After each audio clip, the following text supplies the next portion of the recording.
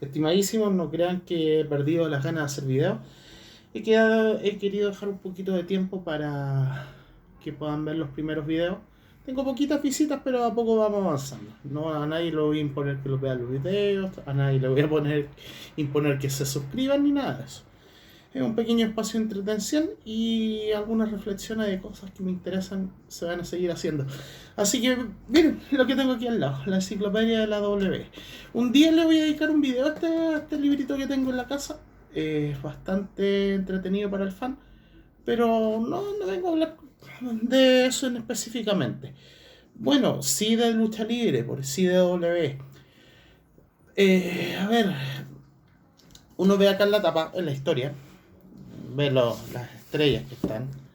Undertaker, Macho Man, Sting, San Martino, Ric Flair, Cena, Austin. Acá tenemos a Buddy Rogers, a La Roca, a Alita y a Tres Gigantes. Son todos personajes como muy referenciales de toda la historia de la W, unos más que otros. Y la W, bueno, ahora tomando en cuenta que este año voy a cumplir como 25 años como fan, que va a ser en octubre, uno hace un recorrido y uno llega hasta ahora a sacar conclusiones de cómo está la lucha libre ahora. Y bueno, muchos tal que todo tiempo pasado fue mejor, ese clásico refrán. Yo no lo diría así, pero hay otro factor que nos pasa a todos, nos pasa en diversos ámbitos, en el cine, en los videojuegos, experiencias familiares, cosas así, el factor nostalgia. Y tomemos en cuenta que comercialmente es la época, una de las épocas de la lucha libre más mala de la historia. Y sin embargo es mi favorita porque fue con la que empecé a ver lucha. Es la nueva generación. Y de eso se va a tratar el video de hoy. Bueno, como muchos saben, tenemos diferentes épocas de la lucha libre, en la W en general, que están citadas. La mayoría de la gente dice lo mismo. El fecha de comienzo de término difiere en algunos casos. Tenemos la era dorada, ochentera, la nueva generación, noventera, época de declive en la industria, en W. Después tuvimos la era actitud, que como todos sabemos es la era de la lucha de W, donde los contenidos eran más cargados al espectro social de los adultos.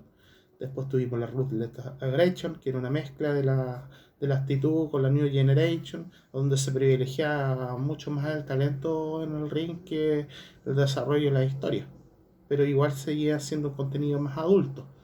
Después tuvimos la era PG, la polémica de la era PG, y ahora la era Universo, que es como un híbrido entre un contenido más familiar y un desarrollo más notorio en las luchas. Además de un componente de tener cosas adicionales como NXT o como lo que es el tema de W Network. Hoy, un estornudo. Estoy bien, tranquilo, estoy bien. Bueno, en la New Generation, que fue un periodo comprendido, yo diría, entre WrestleMania 8 y WrestleMania 14. Estamos hablando del 92 al 98. Aunque obviamente como tal New Generation vendría a ser del 94 al 97, que son como los años más especiales. Bueno, se han dicho muchas cosas sobre esta generación de lucha.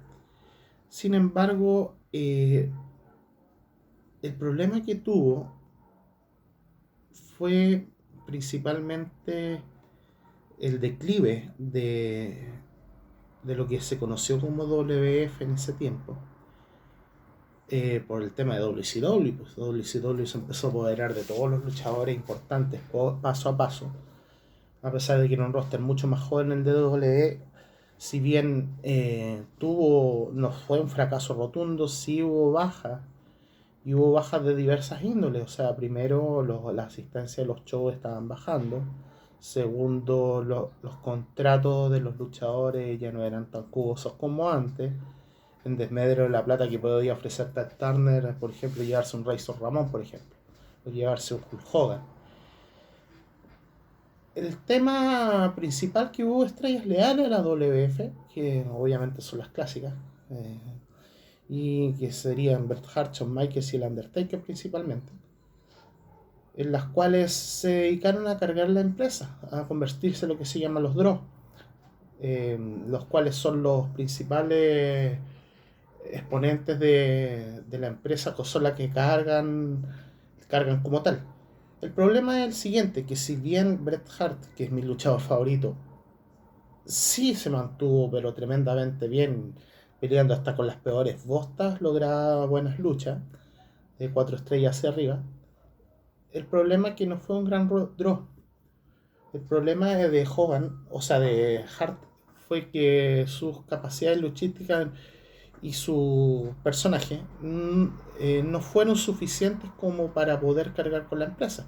Aún las sombras de Hulk Hogan, de Savage, en menor medida Kevin Nash, bueno, el mismo Ric Flair, Sting, eran cartas muy fuertes en las cuales superestrellas como Bret Hart y después Shawn Michaels, si bien luchísticamente eran buenos, y yo diría mejores que los del otro lado,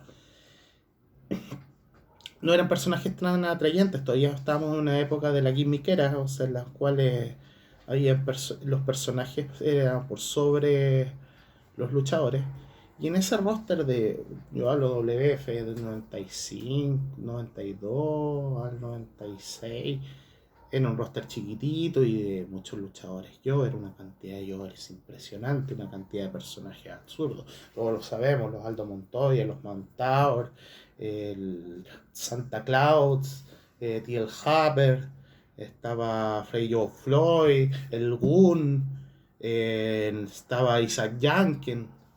Entonces hubo una cantidad de personajes, pero tremenda. Entonces hubo pocos talentos que sobresalieron. Y los talentos que sobresalieron fueron mal elegidos, porque por ejemplo, se le dio un push a Mabel, se le dio un push a Diesel, se le dio un push a Sid en su momento. Todos luchadores arriba de 2 metros. Quizá en menor medida el que pudo hacer en cierta medida las cosas bien fue Yokozuna, pero también fue un rato. Y además Yokozuna tenía los problemas de su obesidad, los cuales lo terminaron matando en el 99. Undertaker era personaje, pero todavía no llegaba al nivel superlativo que logró en las siguientes décadas. Entonces, Undertaker lo ponían con cada uno de estos personajes y era un desastre. Por lo cual, bueno, está el clásico Undertaker versus Undertaker, que es de esa época, el SummerSlam 94. Habían otros talentos que surgieron buenos, como Owen Hart, ya consolidación de personajes como el Bulldog británico, en menor medida Jeff Jarrett, que le dan un poco de matices de lucha al, a la empresa. Pero todo era cargado por Bret, Shawn y el Undertaker.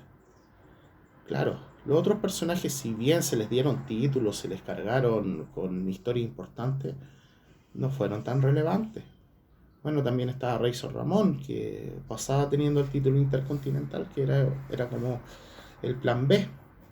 Habían otros luchadores que se habían ido, que eran luchadores técnicos. Estaba Mr. Perfect, que estaba con una lesión tremenda. Ric Flair volvió a WCW, a donde trabajó mayor parte de su carrera. Por lo cual no había mucho talento. La división en pareja era horrible. O sea, tuviste primero los Quebecers, Menon a Mitchell, los Bodidonas, los Gatwins, los Headbangers, que si bien uno las recuerda como parejas simpáticas, no eran grandes equipos. Los New Charlotte tampoco, o sea. No, claro, lo positivo es que surgieron nuevas superestrellas. Surgió Mick Foley para W, estábamos hablando, WWF. Está el Ringmaster, que pasó a ser Stone Cold. Rocky Maivia, que pasó a ser La Roca. Hunter Hensley, que pasó a ser Triple H. Entonces ellos fueron las próximas superestrellas que irrumpieron y empezaron a tener sus primeros títulos ahí. Hubo algunos luchadores que hicieron el proceso a la inversa, de llegar de WCW a WF, pero claro, Austin podría ser la excepción. Brian Pillman, que lamentablemente pasó lesión y después falleció. Estaba Mark Mero. Entonces no era mucho lo que había. Había personajes de apoyo tremendo, igual como Goldust, que los primeros años fue brutal. Volvieron algunos como Jake the Snake Roberts, El Ultimate Warrior que tuvo como 6 meses, no, como 3 meses fue que estuvo, y después no pasó nada. Después la era de las facciones, donde estaba la Nación del Dominio, los boricuas, los discípulos del Apocalipsis, la Comisión de la Verdad. Entonces se empezó a llenar de stables la WF en ese tiempo. Pero ahí lo que empezó a desarrollarse más que nada fue la historia. Y las historias fueron las que salvaron a la empresa. Y por eso la era actitud empezó a tomar vuelo después. Pero fueron años difíciles para WF. Cuando yo empecé a ver lucha, 95, o sea, el ojo de lo que veía en la tele, lo que uno interpreta ahora viejo, no deben haber habido más de 30 luchadores activos, así como tremendamente activos. Claro, surgieron buenos luchadores y hubo eventos, pero en líneas generales fue una época bien regular. Pero como fan yo la recuerdo con nostalgia. Con nostalgia, y Brett en principio y después Chon en el final hicieron de las suyas. Pero eran palabras mayores los dos de WCW en ese momento. Al final de cuentas esto es entretenimiento deportivo. Y el entretenimiento deportivo fue el que salvó a, a la industria, o sea, a W. Y eso, y por sobre la calidad luchística de la otra empresa. ¿Qué sacáis con tener 30, 40 cruceros en WCW si les dabas lucha de 5 minutos y el opening? Mientras en WF estaba China empelotándose. Entonces o Sable. Entonces fueron otra época. Pero lindos recuerdos, buenos, lindos recuerdos.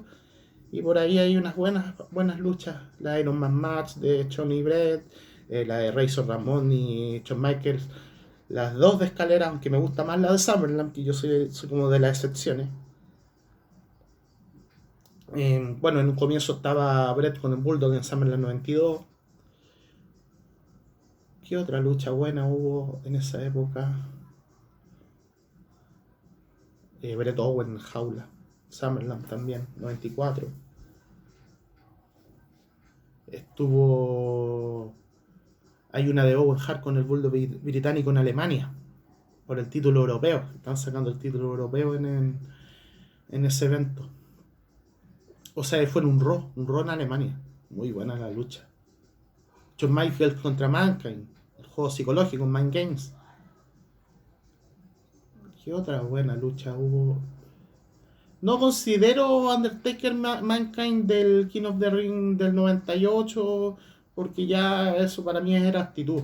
Ahora, si hablamos de una lucha de ellos dos, prefiero remontarme a SummerSlam 96, en el Boiler Room. Y también estaba, bueno, y por supuesto Stone Cold contra Bret Hart. El cambio de paradigma de la W, ya, y la actitud, ya, estaba cimentándose ahí. Bueno, eso, no quiero extenderme más, y si tienen algunos comentarios de lo que estoy hablando, bienvenidos sean. Cuídense harto.